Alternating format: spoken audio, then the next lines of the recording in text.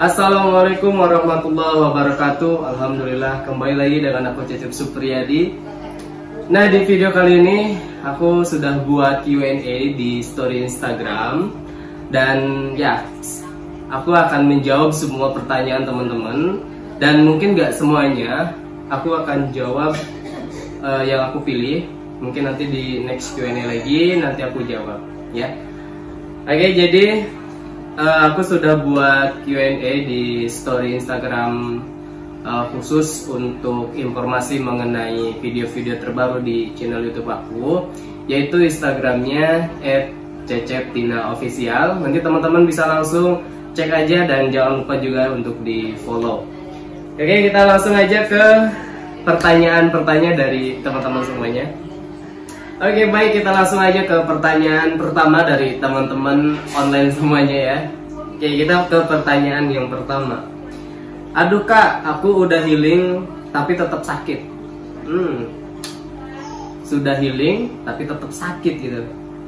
Ini deh gambarannya. Pernah nggak sih kalian jatuh terus lututnya itu terluka gitu?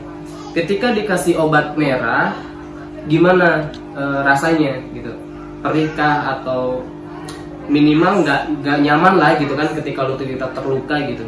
Nah, healing ya gitu kan, healing itu justru perih gitu, bukan apa namanya udah healing malah happy gitu kan. Tapi kadang juga healing malah justru perih, sakit, nggak nyaman. Kalau hahaha gitu kan, misalkan ketawa gitu, hihihi, positif fit aja gitu, itu bukan healing. Oke, kita langsung aja ke pertanyaan yang kedua.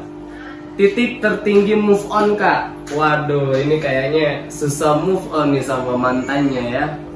Oke, jadi gini, kalau menurut aku sebenarnya move on itu bukan hanya tentang ngelihat dia udah nggak sakit lagi, atau bahkan saat ngelihat dia udah bisa nggak ada perasaan apa-apa lagi. Tetapi gimana setelah itu kita udah nggak nyari lagi dia di diri orang lain, atau misalkan teman-teman udah menemukan penggantinya gitu kan, seseorang gitu. Nah, tetapi teman-teman itu masih mencari sosok dia dari diri orang lain. Nah, itu kalau menurut aku titik tertinggi move on ya. Oke, kita langsung aja ke pertanyaan yang ketiga. Sebentar ya, ini kembali ke home. Pertanyaan yang ketiga, cara membedakan orang yang cuma penasaran dan benar-benar menaruh perasaan. Waduh, ini mendalam sekali. Ini ada apa gitu dengan teman-teman ya, follower kita ya. Masya Allah, kayaknya lagi galau ini, temanya galau ya. Oke, jadi gini, cara membedakan orang yang cuma apa tadi pertanyaan? Cuma penasaran dan benar-benar menaruh perasaan. Kalau tanggapan mengenai aku ya terhadap pertanyaan dari teman ini, gini, sungguh jauh berbeda seseorang yang penasaran yang benar-benar menaruh perasaan gitu kan. Yang penasaran akan pergi ya, garis bawahi, yang penasaran akan pergi setelah tahu kekuranganmu gitu, kekurangan kita gitu. Dia singgah untuk bertanya, bukan ingin bersama. Nah, ingat, garis bawahi ya. Kemudian sementara yang benar-benar menaruh perasaan kepada kamu ataupun ke kita gitu, akan membantumu menambahkan segala yang kurang ya, ataupun menambal yang kurang gitu dari diri kita, melengkapi lah kekurangan dari diri kita. Dia punya pikiran masa depan, mungkin dia tidak selalu mengiyakan gitu kan, sebab dia tidak ingin melihatmu salah jalan gitu. Jadi kalau misalkan ada orang yang misalkan benar-benar menaruh perasaan gitu kan kepada kita ataupun kepada kamu, apapun itu dia pasti akan mengiyakan, tapi dia ingin melihatmu jangan sampai salah jalan, seperti itu. Oke, kita langsung aja ke pertanyaan yang keempat. Oke, ini sekarang kita lanjut ke pertanyaan yang keempat dari teman-teman. Pertanyaannya adalah, sebentar. Ingin sekali rasanya membuka hati tapi takut patah kembali. Aduh, bener ini. Kata saya dari awal ini teman-teman kayaknya lagi pada galau gitu kan, galau sama pasangannya gitu. Jadi ya aku jawab sebisa aku aja gitu kan. Kalau misalnya aku bisa jawab ya aku jawab gitu, karena aku bukan pakar cinta gitu. Tapi aku jawab ya, semoga bisa menjawab pertanyaan teman-teman dan bisa membantu memberikan solusi buat teman-teman ataupun gambaran baiknya gimana gitu. Oke. Tadi apa pertanyaannya? Aduh, Masya Allah aku lupa. Bentar. Pertanyaannya itu, ingin sekali rasanya membuka hati tetapi takut patah kembali. Jadi gini, tidak akan pernah ada yang tumbuh jika yang hancur sebelumnya saja belum kamu rapikan. Jadi nggak akan ada tumbuh misalkan yang lebih baik, tetapi yang sebelumnya yang kamu tinggalkan itu masih berantakan gitu, belum kamu rapikan. Jangan terburu-buru, rawat saja dulu, kemudian pastikan hatimu sudah lebih baik dan sudah siap menerima seseorang yang baru untuk menetap di hatimu ataupun menetap kembali. Jangan karena hanya perkara sendiri, jangan hanya karena merasa kesepian lantas menerima seseorang yang baru dan pada akhirnya akan patah kembali karena ketidakpastian hati gitu, ya kan? Kepastian hati. Jadi udah terburu-buru nih pengen menetapkan hati kepada yang baru gitu, tapi teman-teman akhirnya akan patah kembali gitu karena ketidakpastian gitu, ketidakpastian dari orang tersebut atau dari kitanya yang mau menetapkan hati yang baru. Oke, gimana tuh pertanyaannya? Mantap bukan? Oke, kita langsung aja ke pertanyaan berikutnya. Oke, kita langsung lanjut lagi pertanyaan yang ke-6 dari teman-teman semuanya, yaitu pertanyaannya, bagaimana dengan mencintai dia yang belum selesai dengan masa lalunya? Widih, jadi apa gitu ya? Masa lalunya gitu, apa tadi pertanyaannya sebentar?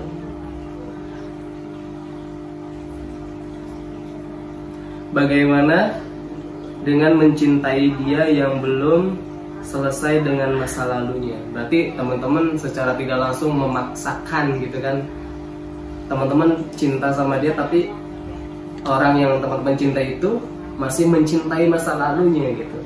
Jadi gini, kalau pendapat aku ya, ini nggak tahu benar nggak tahu salah, nanti teman-teman jangan langsung menyimpulkan ya, harus disimak baik-baik. Mungkin raganya ataupun raga kita, raga kamu gitu kan, ataupun raga yang orang yang kamu cinta itu memang ada ya, emang ada dengan kita, denganmu gitu ya kan. Tapi hati dan pikirannya masih terjebak dalam masa lalunya gitu kan. Dia oke, bisa nerima kamu gitu kan, bisa nerima kamu, tetapi hati dia ya, yang teman-teman suka gitu kan, yang teman-teman cinta itu, dan pikirannya masih terjebak dalam masa lalunya gitu, yaitu dalam bahasa kutipnya ya dengan pasangan yang sebelum sama kamu gitu. Oke, kita langsung aja ke pertanyaan yang berikutnya. Oke, baik, sekarang sudah ke pertanyaan yang ke-7. Ini pertanyaannya apa ya? Kok makin kesini bukan tentang ini kan. Awalnya itu aku buat Q&A karena aku buat akun resmi Instagram baru kan untuk channel YouTube aku. Tetapi kenapa bukan pertanyaan itu mengenai perkenalan, misalkan bisa lebih dekat gitu, lebih mengenal mengenai profil aku gitu kan, biar teman-teman lebih tahu lah gitu kesehariannya gitu bagaimana. Tetapi di sini pertanyaannya sudah jauh, apalagi ini kayaknya emang teman-teman tuh galau banget gitu, galau berat karena ya aku nggak tahu, mungkin ini ya kan, karena aku juga membebaskan gitu mau nanya apa saja. Jadi ya oke, kita langsung aja lah aku ke pertanyaan berikutnya.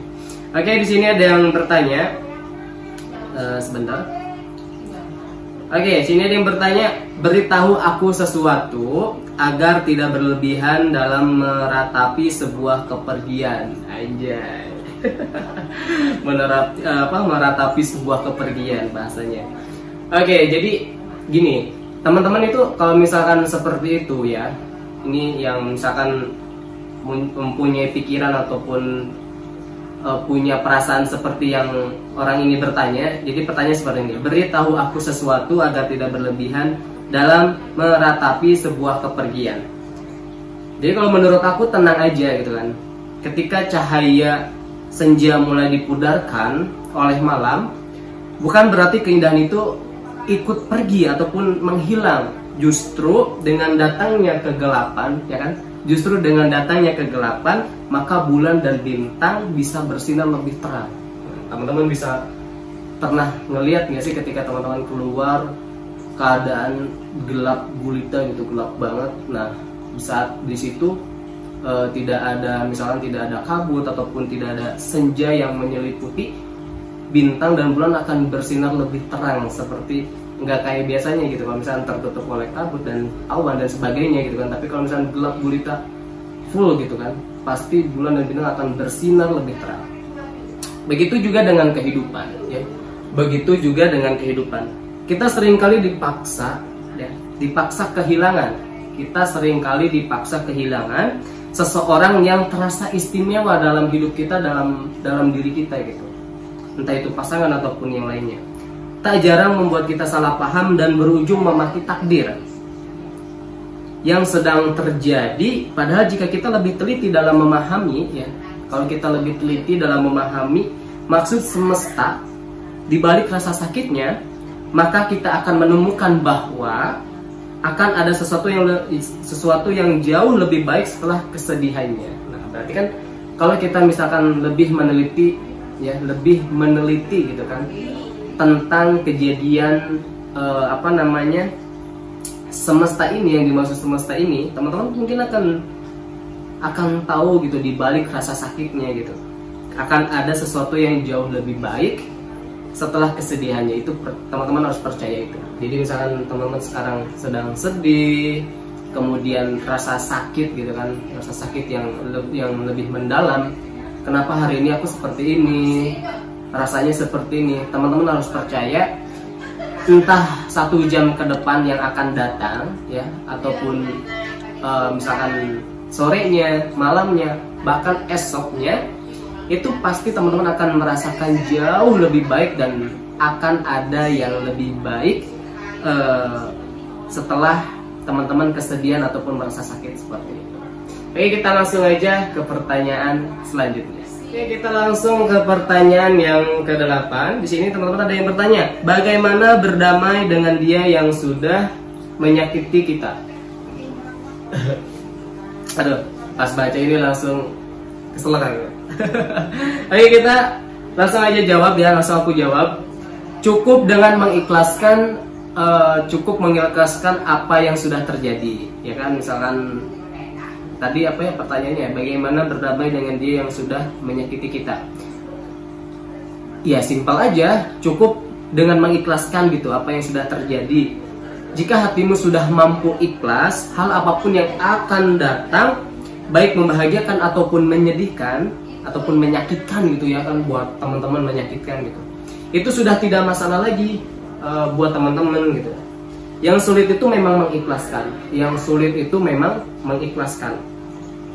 Tapi untuk apa terus terjebak dalam situasi yang terus memberimu rasa sakit gitu kan? Kenapa kamu mau terjebak terus gitu kan dengan adanya rasa sakit gitu?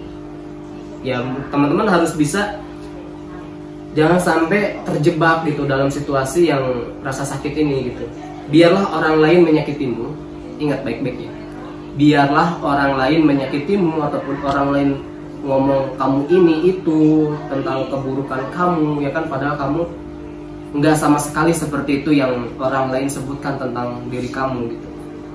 Asal jangan kamu menyakiti mereka. Kalau misalkan ada orang yang menyakiti kamu, aku minta teman-teman yang punya seperti itu, pengalaman seperti itu, jangan sampai teman-teman juga kembali menyakiti orang tersebut gitu. Gimana caranya teman-teman bisa lebih ngasih positif gitu buat orang yang udah menyakiti teman-teman, nanti juga mereka akan sadar sendirinya gitu. Memang rumit ya kan, memang rumit. kita memang tidak bisa mengontrol sikap orang lain kepada kita, tapi kita bisa mengontrol sikap diri kita terhadap orang lain. Jadi jangan sampai orang lain jahat kita ikut jahat, ya. Lawannya adalah orang lain jahat, kita harus baik. Kalau kita udah baik, usahakan tetap lebih baik. Oke, kita lanjut lagi ya ke pertanyaan. Kita lanjut lagi ke pertanyaan yang ke-9.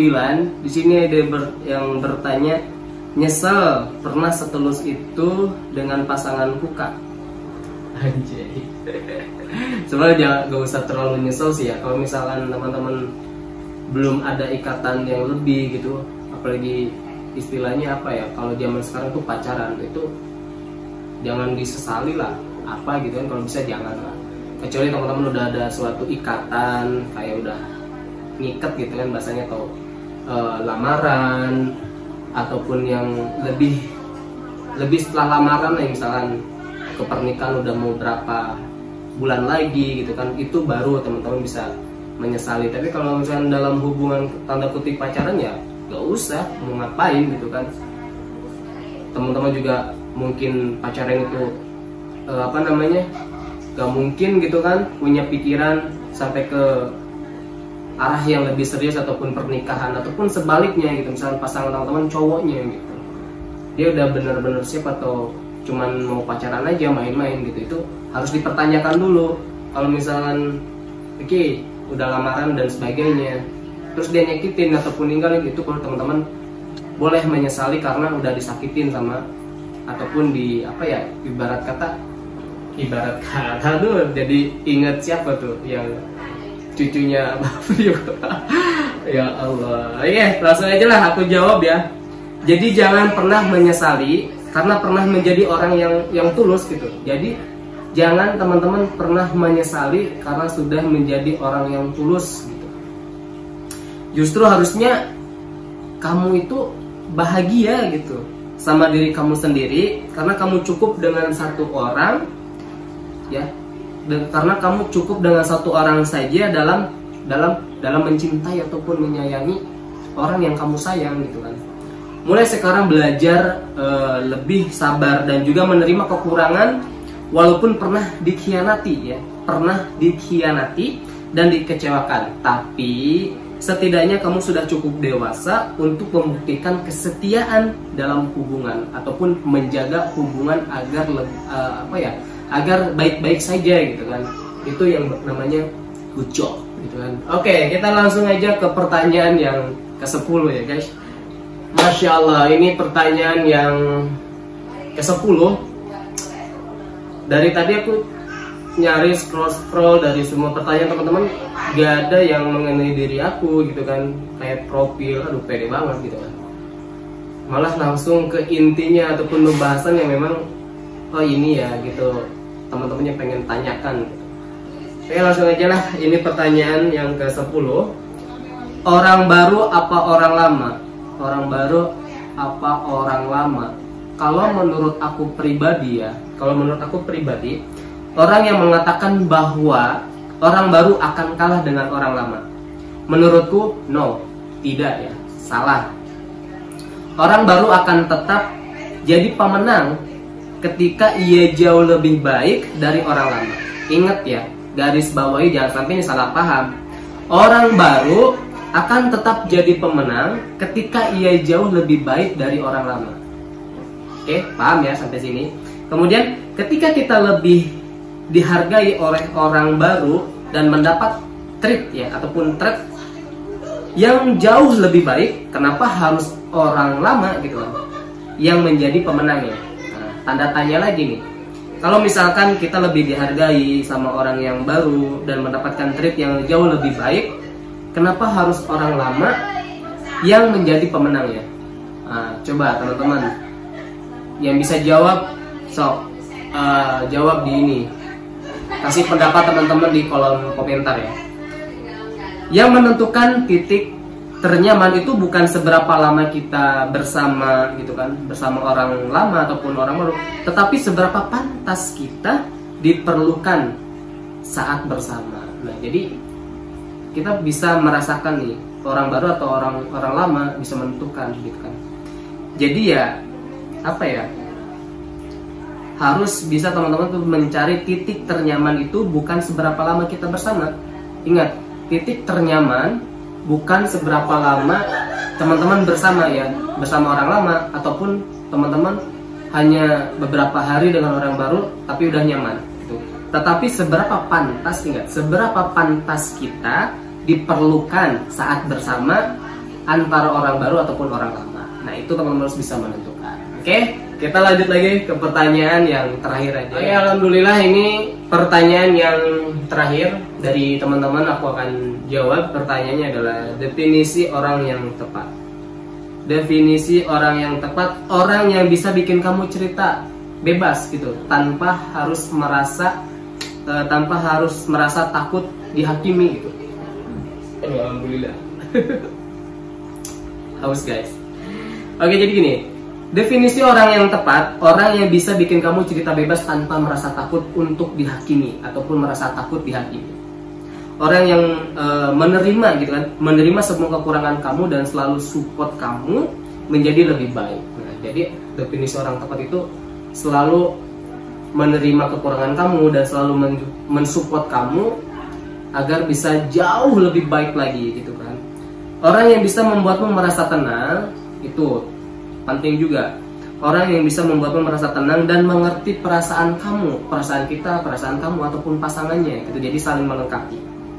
Yang mau sama berjuang, yang mampu mengontrol emosinya, dan yang selalu mau memperbaiki dirinya, diri kita, diri kamu agar jauh lebih baik lagi dari hari yang sebelumnya. Misalnya hari ini udah seperti ini, hari besok harus bisa jauh lebih baik dari hari yang sebelumnya. Intinya kalau sama dia ataupun sama pasangan, kamu bisa jadi dirimu sendiri tanpa harus berpura-pura menjadi orang lain aja. Oke, mungkin itu aja ya teman-teman Q&A kali ini. Semoga apa yang teman-teman tanyakan bisa teman-teman yang tanyakan, yang kemudian aku jawab, bisa memberikan solusi buat teman-teman.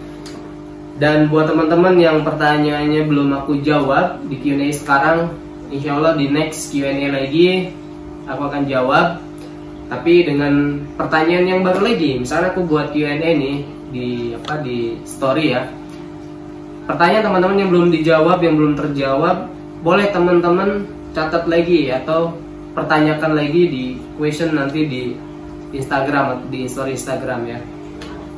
Oke, mungkin itu aja ya dari aku. Buat teman-teman, selalu support aku, dukung aku terus. Alhamdulillah ini sudah 10.000 subscriber ya YouTube-nya. Ini juga berkat support dari teman-teman semuanya. Tanpa teman-teman mungkin aku nggak akan tercapai 10.000 subscriber. Tetap dukung, subscribe channel YouTube aku, kemudian nyalakan loncengnya agar teman-teman tidak ketinggalan mengenai video-video terbaru dari aku, dan follow juga media sosial aku @csupriyadi20 dan juga pasangan aku @Tina Yulistiani ya, dan akun resmi Instagram kita berdua untuk konten, untuk informasi YouTube dan sebagainya. Itu di Instagramnya @ccetina_official. Jangan lupa di follow ya teman-teman. Dan terima kasih. Wassalamualaikum warahmatullahi wabarakatuh.